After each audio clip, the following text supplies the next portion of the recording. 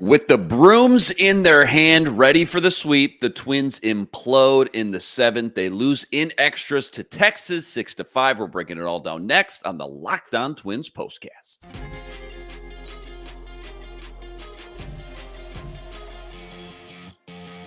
You are Locked On Twins postcast, part of Locked On Minnesota on the Locked On Podcast Network.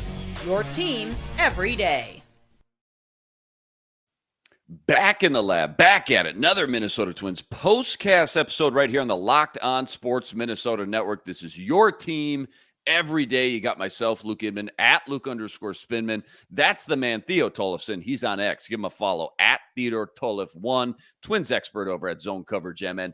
Theo, is there a stat on runs scored from the seventh inning on? Because the Twins, it feels like whether they're on the receiving end or the giving end, they got to be like one of the league leaders in a stat like that. Just feels like every game they save all the action for the very end, for good or bad, by the way. You know, they entered this game only behind Cleveland with the second most comeback, scoring runs in later innings. Cleveland too. No, okay. Cleveland had 34, Twins had 33. Does this one still count after how this ended? I don't know for sure. But yeah, like they've had 33 games where they've been down, given up a lead in later innings and been able to come back and win it. So I think that does not count. So they're up there. Great, okay, but so I'm not crazy though. Basically, if you're a fan, you don't need to even turn the game on until the second half of the game. That's when things actually ramp up. Maybe with this team, at least with this team this season, that's the vibe. It feels like that, anyways. Before we jump into all the action, quick reminder. Today's episode brought to us by Prize Picks, the easiest and most exciting way to play daily fantasy sports. Go to prizepicks.com/LockedOnMLB. Use code, this is all lowercase, by the way, LockedOnMLB for a first deposit match up to $100. Okay, so game 4 versus Texas. Looking for the brooms, looking for the 4-game sweep. The scoreboard watchers, by the way, saw Cleveland lose. So obviously trying to cash in on that. Pablo Day on the mound, so you're feeling pretty good. You take a nice, cushiony 4-run lead into the 7th inning. And then Jorge Alcala absolutely implodes. 5 hits, 2 home runs, 2 doubles in there just for good measure. 5 earned runs, boom, in the blink of an eye. Felt like Rocco kind of tried to let him pitch out of it. Only ends up recording 2 outs. Total gut punch. You're down 5-4, top 9. Last chance dance. Guess who? Carlos Santana. Another late game, late inning clutch home run. His 18th homer of the year. That ties it back up. We go to extras, bottom 10. Miranda with just a routine grounder to third, throws it over to Santana. Santana, ball pops out of his glove, can't hold on, a run scores. That's your ball game. Final score 6-5. Just a tough one to swallow. Kind of a huge blown opportunity to steal another game in this division. Start with your biggest takeaways, kind of your 8 topics from this one. Then we'll do a little deep dive on Pablo's Day too, a little bit more next. Yeah, big takeaways. I mean, they were chipping away early, got up early on this one against former Twin starter Tyler Mahle, as everyone remembers how that trade didn't really work out. It looked great on paper at the time, but I would definitely say the Reds got the better end of the deal in the long term. But let's not dwell on that because the Twins faced him for the first time ever since they acquired him. And they did pretty well in those first 3 innings and got him knocked out. So they had already gotten into the Rangers bullpen by the beginning of the 4th inning, which is huge. So even small stuff like that is great for them to take away. But then they went a little cold on the offense side, not getting any more hits from, I think, innings number 4 up until like the bottom of the 8th there. That was just a cold streak that allowed Texas to come back and just pull away with Jorge Alcala, who's been really great up to this point in the season. But his last 11 outings have not just been that great at all. And that's where, you have to falter a little bit. And thankfully, there is still enough pitching depth in AAA in case they need someone to come up and give one of those guys like Alcala a break. But yeah, that's just showing where the cracks are as they enter, the final stretch of the season. There's only 38 games left from here. So fortunately, there will be a bit of rest. But as we were talking before we hit record, they still got 3 straight more games before they have another off day. So that is, telling that not only you had Alcala, Richards came in, he pitched really well. Then you had Jax and Duran. And that's, you can't be wasting Jackson Duran, even though it made sense in this close a game that you absolutely want to try to walk away with the sweep, but weren't unable to because, just some bad fielding and throwing in the last inning that really just threw everyone off. Because I mean, that tag that Santana applied, I think that was to not Nathaniel Lowe. I got to double check who that was real quick. But that tag that he had on the last play, I mean, it looked like he was going to have him out there, but somehow it just magically fell out of his glove as he was applying it down, and then that's the ball game. Yeah, and like you said before we hit record as well, thank goodness they won 3 of 4, still want this one, felt attainable, had the brooms busted out of the closet, but nice to know that you at least won 3 of 4 before you go to San Diego. I do want to talk a little bit more about this bullpen here in a second, but let's just talk about Pablo here a little bit more first. Pretty rock solid. I mean, 6 innings, 6 hits, 3 walks, 107 pitches. Most importantly, 0 earned runs. But it was just kind of, if you sat down and watched this game, kind of a wild ride for him. There was a lot of struggles, I'll just put it that way. A lot of long innings. I think he had 37 pitches before he even had 4 total outs recorded. He did. Some massive jams, though. And bottom line, again, didn't allow a single run. So that was huge. I say all that, though, but I still want to see more. It's Pablo. You know what I mean? Like, he just hasn't been the same guy we got in 2023, no matter how many starts we get, it feels like. What'd you think of him today on the mound, and just maybe his biggest obstacles or hurdles he's still struggling with from last year to now?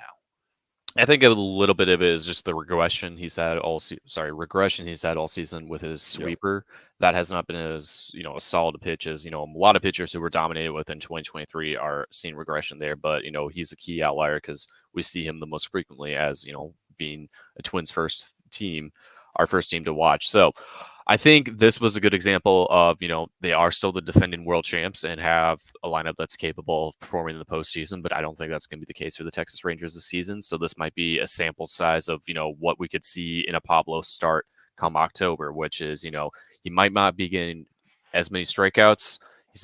He's walking a little more guys than we want, or giving him a few more hits than we would like to see. But this is still a guy who can come in, shut things down, get through 6 solid innings, and then hand things off to the bullpen. And you really can't, put this one on him entirely, because he didn't allow any runs in this one at all. Right. He did solid 6 innings, some flukes here and there, but he worked through it. He sweated it out like crazy, and you can only imagine how many jerseys he would have to wear today if they were still in the same old ballpark 5 years ago. So thankfully there's that. But I think it was a good test of what we're possibly going to be seeing a month and a half from now.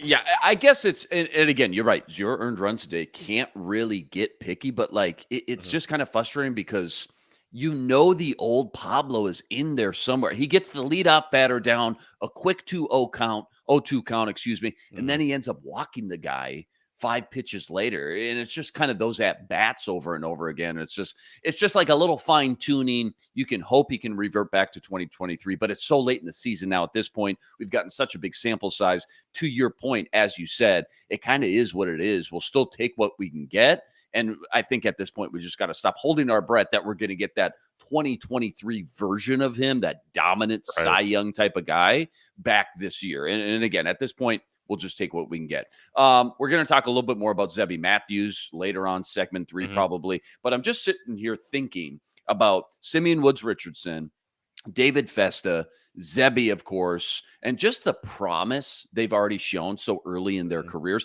Granted, I get it. A lot can happen. Very small sample size, especially for Festa and Zebby. But just the trajectory, right? Their stock is up.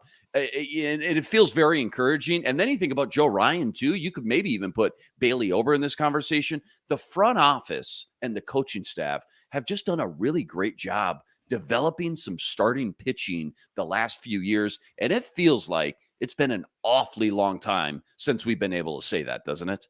Yeah, no, absolutely. I don't know when it really originated, but because Derek Fowley came from Cleveland, who's had a long-standing history dating back to 1991 with Charles Nagy, getting such strong pitchers going through their system that, there was, I can't remember when and where, but fans got this expectation of Fowley's got to create a pitching pipeline.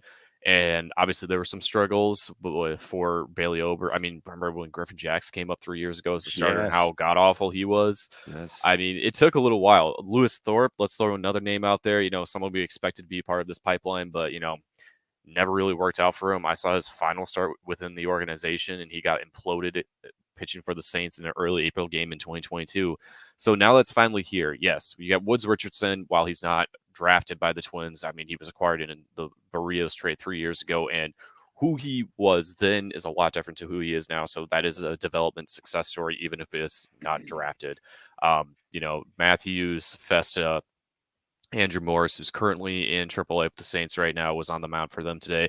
These are all guys who've been drafted in the mid to later rounds that they have been really beating against these odds that are set against them for being in those positions. And now here they are pitching where they are and so quickly. So we only had the first start from Zebby, but obviously his whole season starting from high A to the majors is a fantastic story. Festa, a lot of people have been able to see a lot of between his time with St. Paul and the Twins this season. And he had a little more jittery here, but he's really found a form of you're at least hoping for 5 innings, maybe 6 for him as the rest of the season goes on. And the bullpen's going to have a little more of a workload when he's on the mound, but I think we're at a point where Woods Richardson, he can give 6 to 7 solid innings after those 2 fluke starts. As we went from July to August. Bailey Ober, he's got 10 consecutive quality starts now, which is huge. And that's just something you got to take into consideration there. And Pablo, getting a day like today really helps to alleviate, some of the expectations faced on, what Zebby Matthews might see tomorrow. Yeah, to your point, I mean, I'm sure everybody remembers the days being Twins fans when a starter got hurt and they pulled someone up from AAA. Pretty much, basically 4 out of 5 times, it meant a disaster was waiting to happen. You mentioned Cole Sands, obviously. Okay. Yeah, I mean, even just 2 years ago, it was Josh Winder and Cole Sands. Yes. And, these guys were not Louis Varlin kind of tracking the same way now, too. Yeah. I think Louis had a little more going for him than Sands and Winder did earlier in 2022 because he was one of those, success stories. But let's go throwback to 11 years ago in 2013. You remember when, I can't remember who it was that went down, but the Twins called up the other guy they got in the Liriano for Eduardo Escobar trade, Pedro Hernandez. Oh, my and God. He just never had it. So the fact that we're well past those days is huge. Just top of your head, just real quick, then we'll move on. How many teams in the AL would you say have a clear-cut, just better, young, kind of budding core and nucleus of starting pitchers to build around next, or I should say the next 2, 3, 4 years, I guess, than the Minnesota Twins, if you just had to guess? Tampa Bay. Okay. That's it. Okay. We're talking young pitching core. Yes, young pitching core, yes.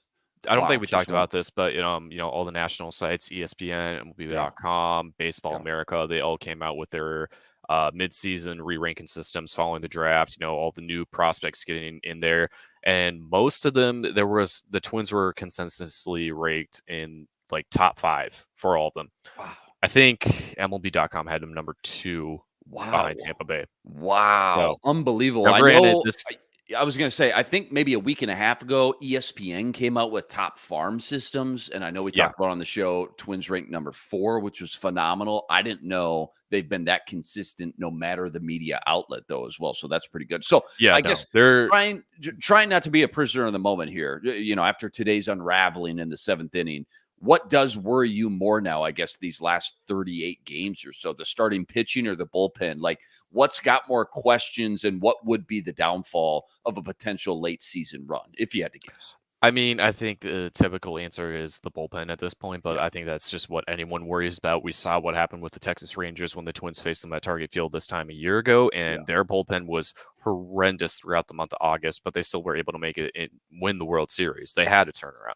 But, when you're in these dog days of summer, as we're approaching, back to school, that's when you really got to worry about, okay, are our top relievers going to remain where they're at, or are there some cracks to look at? And that's been the case with Jorge Alcala. And so we're going to jump to nerdy stat of the day. I'm going to introduce it this time, not you. But that's because I'm going off of what Aaron Gleeman tweeted out, which is, Alcala gave up 0 home runs in his first 32 outings with the Twins this season. And now in his last 11, 4, including today. Ooh. So not the best nerdy stat of the day, but one we definitely need to be aware of. Absolutely. That, who knows what's going to happen next. I mean, you still have plenty of guys down in St. Paul who can definitely be in the bullpen if, Alcala's hurt because of what we saw from today, but I don't want to go too far into that speculation because there's no indication I said injury-wise, but you got to remember, The Saints season will end, I believe, a full week before the Twins, and that can give Louis Varland a little more time to transition from the rotation there into the bullpen like he did last season. Phenomenal nerdy stat there. Good segue. Knock that one out. Check that off the list. How about a Rocco report time? Rocco report game 4 versus Texas. Maybe a lot of options for you, or maybe it's kind of obvious. I don't know. What's the Rocco report say today? I understood why he pinch hit Julian for Farmer because of the lefty-righty matchup, but I just hate to say this, and I feel really bad for this slump that Julian's been going through his sophomore season, but I don't think he's shown any indication where that's going to be favorable, especially with Kirby Yates having a resurgent season, getting back into the All-Star game this year, Right. back to who he was in 2019. And obviously, Santana was able to crush him and tie this game up and really create some excitement to possibly get the 4-game sweep. But, it's a hard challenge to sweep 4 games. And I know a lot of what's going to be lingering is Alcala's blow up and just that weird play in the bottom of the 10th after Jay Sean hit the ball to Miranda, and whatever occurred on that tag, it just did not look good, and that's how it lost. But bigger picture, you're now only 2 games, not 3.5 behind Cleveland. Cleveland had a horrendous series against the Milwaukee Brewers, so thank you to our friends across the river. Even though we like to butt heads more on football than baseball, this is where we got to appreciate them. Great stuff, man. That's awesome. All right, plenty more deep dive from this one. Plus, Zebby Matthews' second start. That's on the docket, and that's all coming up right after this. Quick reminder, today's episode brought to us by eBay Motors. Passion, drive, patience, the formula for winning championships. Also what keeps your ride or die alive. eBay Motors, they got everything you need to maintain your vehicle and level it up to the ultimate peak performance. Superchargers, roof racks, exhaust kits, LED headlights. They got it all. And whether into speed, power, or style, they got you covered. 122 million parts for your number one ride or die. You'll always find exactly what you're looking for. And with eBay's Guaranteed Fit, your part guaranteed to fit your ride every time or your money back. With all the parts you need at the prices you want, easy to turn your car into the MVP and bring home that win. Keep your ride or die alive at ebaymotors.com. Eligible items only. Exclusions apply. eBay's Guaranteed Fit, only available to U.S. customers. Before we get too far here, any type of updates on guys like, Buxton, Correa, Brooks Lee? I know I ask this kind of every few days, but obviously very important and kind of in the back of everybody's mind when we're going to get the whole band back together again, so to speak. Yeah, Buxton had a cortisone shot in his hip that has had him sidelined, so we'll see how long that takes him to come back, but we'll go from there. And it looks like Paddock, there's at least some possibility, I'd say greater than that, of Joe Ryan to return before the regular season's over and at least provide some alleviation for those younger guys who have to step up for a bigger moment than they anticipated. Just a veteran arm, man. Just thirsty for any. And I know it's not been great for him, but, it's something.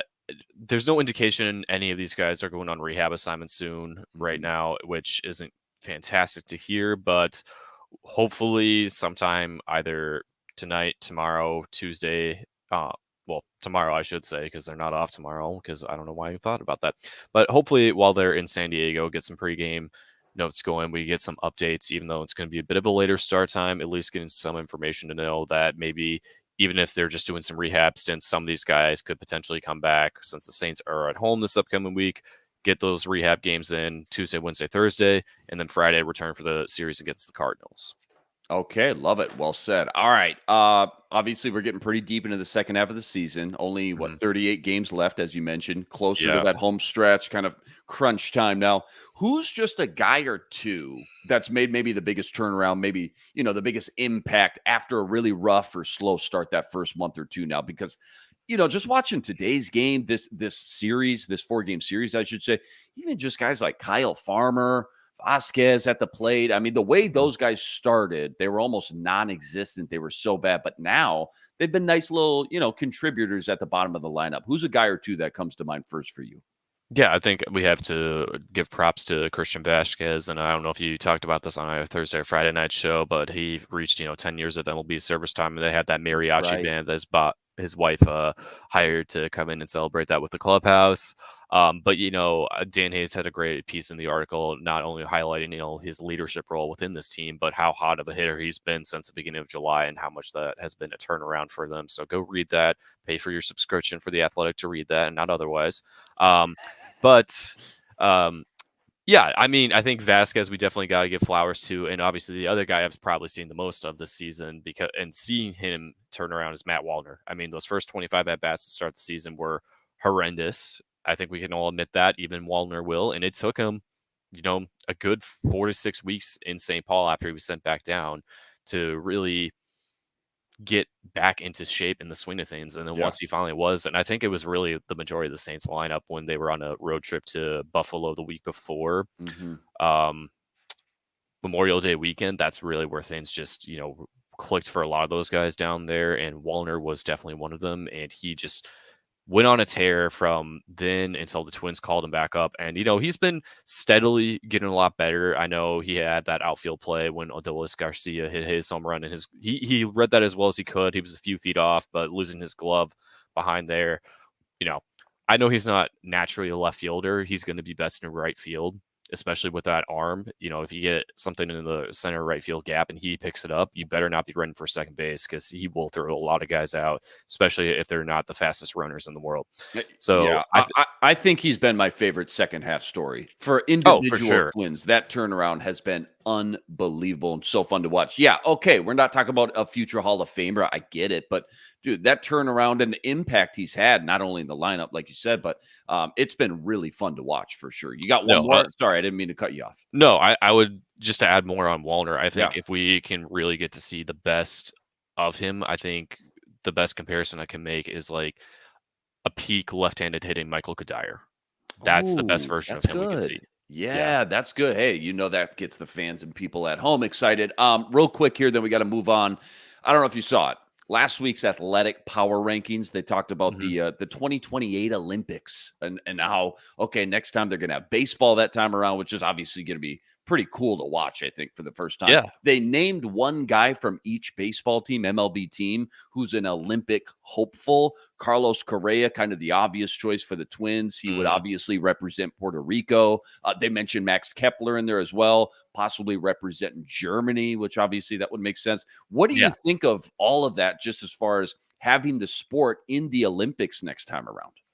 Yeah, I know we have had the World Baseball Classic since 2006, and there's been some setbacks with, the pandemic and whatnot. But I think getting baseball back in the Olympics, not only just to have like baseball there, but you need your biggest stars. The NBA, it works with their off season to make the Summer Olympics their thing, get it going. Obviously, baseball can't really fit into the Winter Olympics when it's their off season. So it's going to be a challenge, but I know Bryce Harper, from everything I've read on this, has been like the biggest vocal advocate among the players to like try to make this happen, especially if it's going to be in the United States, in Los Angeles. Logistically, it's not as hard as, trying to get your superstars shipped off to Paris this last year or Tokyo 3 years ago. So I think that would definitely be a fantastic opportunity to really grow the game on a grander stage, because a lot of people are glued to the Olympics just to see the sports they love. Like a lot of guys want to watch Team USA win it all, get the gold. And basketball, gymnastics is huge, but then you get these obscure sports that we don't even recall. No background on, no substance. Like two-team ping pong, like that stuff is so entertaining when you're actually watching it. Yeah, no, because like you're just like, the table's so small with how the camera angles, and like how do you get two people playing that? So obviously add baseball into the mix, and if you can get Shohei Ohtani leading Team Japan, dude, how fun is that kid? I gotta imagine Team Puerto Rico is gonna be just absolutely stacked. I'd have to go back through, but Puerto Rico, the Dominican Republic, yes, USA, Japan, those are the four powerhouses. I think Australia would definitely have a good group of players to come out of it as well. Canada, Yep. I don't want to get too deep in the weeds. We got to keep moving. But I think flag football is potentially 2028 as well. I know Yeah. there's been a lot made about that. I don't know how that's going to work, though, with NFL teams saying, And hey, my preseason. $150 million guy I just signed a contract to, you're not allowed to go out there and go full throttle, or what that looks like. I have no idea. But Yeah. still, I mean, the Summer Olympics is most people's favorite already. This just adds to that a little bit more. Pretty cool to see. All right, don't go anywhere. Got to preview this Padres series coming up with Zebby Matthews on the mound. That's all coming up right after this. Quick reminder, today's episode also brought to us by Prize Picks. Prize Picks, America's #1 fantasy sports app with more than 3 million members to date. And for me and my money, it's just by far the easiest. It's the most exciting way to get in on all the action while you watch your favorite sports and you watch your favorite players. All you got to do, you pick more or you pick less on 2 or more player stats, and you watch the winnings roll in. Baseball season, obviously, in full swing. So whether it's strikeouts, RBIs, home runs, you name it, they got it. Take your pick on more or less and add them to your Prize Picks entry today. Plus, they now offer Apple Pay for quick and easy deposits into your account all season long. Download the Prize Picks app today. Use code, this is all lowercase, Locked On MLB for a first deposit match up to $100. Okay, fresh series starts tomorrow. No rest for the wicked here. Game 1 in San Diego. Now, Zebby Matthews making his second career start on the mound. First and foremost, before we talk about Zebby, just what's the game plan? What's the scouting report, the blueprint, I guess, if you will, for this head-to-head series? We don't see the Padres a ton. Like, who are the Padres this year, and what do we got to kind of look out for? Well, they're back in contention compared to last year. They will likely have a much better chance to get back into this and the wild card spots. So we'll hope for that for them, because I know a lot of people are not fans of the Dodgers and would like to see others. But, they've been fluctuating back and forth. Some things have not been as hot for them as they have for the Twins, but they are 70-55. They're 7-3 over the last 10 games. So they've been pretty good baseball of late. But, their pitching staff hasn't been as strong as it was the last 2 seasons, which has been their greater strength. And their offense has picked things up a little bit more. Xander Bogaerts is looking a lot better than his first year of this contract. Manny Machado has just been pretty consistent, but it's really been Jerks and Profar and Jackson Merrill, their rookie center fielder, who have been killing things for them. And obviously Luis Ariz, who is still looking like he's going to win another batting title for the 3rd consecutive season. So, it is the most friendly pitcher ballpark in all of America. Okay. So they have that going for them, and that's a huge thing for Zebby. And hopefully, in the second start, we're going to start seeing a little more of him working outside the zone. I know command is his greatest strength, but if he's pitching a little more here and there outside of the strike zone, maybe things will look a little bit better this next time around. Would you be absolutely shocked if he went anything more than 5 innings, unless his pitch count is just, for some reason, ridiculously low? Like, are you assuming, like we all are, that Rocco's got him on a very tight leash? I would be absolutely shocked if it's more than 6. I'll say that. Yeah, I think, okay. like you said, if he's cruising, then 6 is obtainable. Sure. But anything beyond that, I wouldn't hold my breath for. Yeah. I get baseball's just like this absolute grind. It's a long season. But ever since, I'm just looking at the schedule, ever since that 4-game series with Cleveland, I just keep thinking in my head, this team, both mentally and physically, emotionally as well, has just got to be shot, right? 4 with Cleveland, then 3 with KC, which that series was absolutely huge. You get 1 day off, then 4 with Texas that we just went through, and now 3 with San Diego. So 7 straight games all on the road before they get another day off on Thursday. That's just absolutely brutal, man. Yeah, it's not great, but we'll see what happens going forward. And obviously, once Thursday comes around, they get that off day. Everyone's going to be super happy. The bullpen everyone there gets an extra day of rest, but it's going to be a challenge to get through these next 3. But we'll see what happens, and hopefully they can continue their chase for the division title from here. Always fun talking Twins with you, man. We got to get out of here. Twins win 3 out of 4. Can't get the sweep. 7th inning implosion. They lose in extra 6-5. Cleveland lost, though. That's the good news. Division lead sitting at 2. New series with San Diego tomorrow. Zebby Matthews again making his second career start on the mound. Game 1. It's a late one. First pitch, 8:40 p.m. Hey, huge shout out to all the everydayers out there that always make us your first listen. Rest assured, We'll be back each and every game right here, breaking it all down. You got to go check out all of Theo's work. Follow him on X at Theodore Tollefson, plus all the work he's always ripping up over at ZoneCoverageMN.com as well. Like this video, subscribe to the channel if you haven't. We're so close to 8,000 subscribers. That's always much, much appreciated. All right. That'll do it for us. Theo Tollefson, Luke Inman on X at Luke_Spinman. We'll see you next time. But until then, signing out.